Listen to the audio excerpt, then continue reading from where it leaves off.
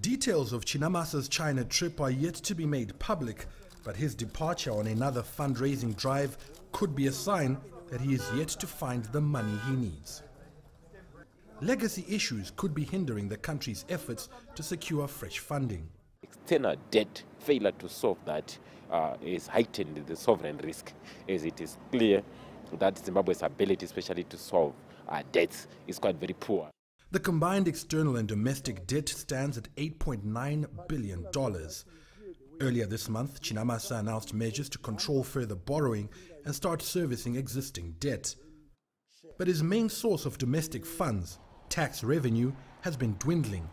The National Revenue Authority missed its half-year collection targets on the back of a shrinking tax base as more companies closed down.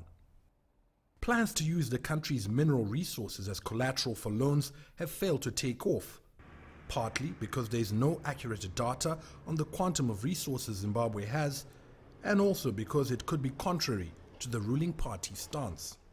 I don't want to believe they will ever take such an action of trying to securitize what they don't know.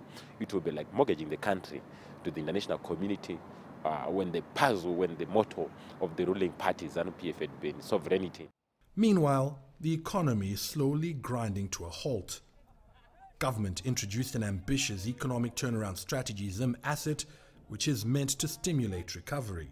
Well, that economic turnaround strategy requires some $27 billion, and that will go towards upgrading power distribution networks, road networks, rail networks, and telecommunications infrastructure, and is very long-term in nature. However, Zimbabwe's government needs money immediately to fund government operations, for instance, to pay government wages and salaries.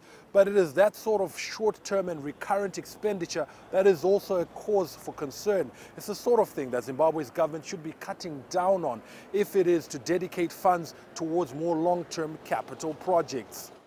Under an IMF staff-monitored program, Zimbabwe is committed to reducing recurrent expenditure, which could be achieved through trimming the civil service, though that could be an unpopular move for a government that won the election on a campaign to create jobs and increase wages. Farai, Mwakutuya, CCTV, Harare, Zimbabwe.